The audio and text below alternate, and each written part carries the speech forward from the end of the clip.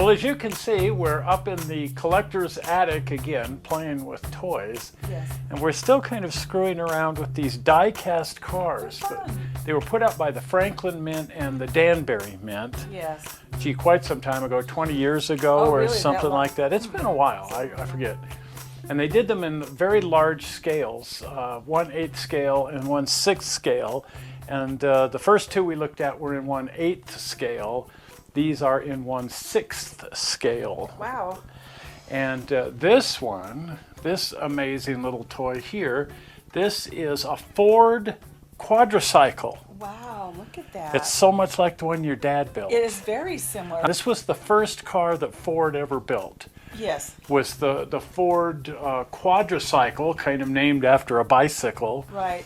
The first car he actually produced and sold was the Model A, Yes. not the Model A that people know about with the rumble seat and everything. The first Model A, and then the big breakthrough came in 1909 with the Model T. Right. And they mass produced the Model T. It was the first mass produced automobile. Right.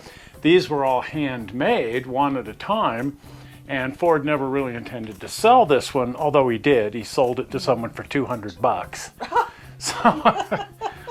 So it wasn't until 1903, I believe. That was my dad. The one he built was in Was 1903. the Model A. Yeah. So this is earlier, but how beautiful is this little guy? The Ford Quadricycle.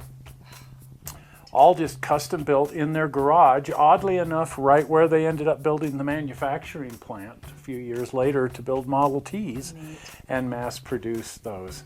But they built a grand total of one of these, and after driving it around just to prove the point that this was a valuable commodity that Ford could sell to convince investors of that, he sold it. Nice. For $200. Nice. The actual price of a Model T a few years later was $350. So, but it did prove that there was a market for this sort of thing. This is a Franklin and 1/6 scale, and just an absolutely beautiful model. It's beautiful. The seat looks like you could really sit in It's it. a velour seat, actual fabric velour seat. That's The got- chain drive She is awesome. works, Everything and works on it. it's just That's a beautiful- really an amazing vehicle, an amazing car, and an amazing model. So we were happy to find this. These are Yes. difficult to find. Those first two that we looked at, the Patent Wagon, is the easiest of these models to find. This one, a lot less easy to find. You'll pay around $400. Oh, easy. Again, depending on, but this one's perfect, and so if you get a perfect one, expect to pay $450, something like that. And they're very heavy. They're all metal. Some plastic going on here, but it's mostly die-cast metal Yes, very accurate. from the Franklin Mint. Yeah, I half expect the thing to start up. It seems so completely accurate that it feels like it would start.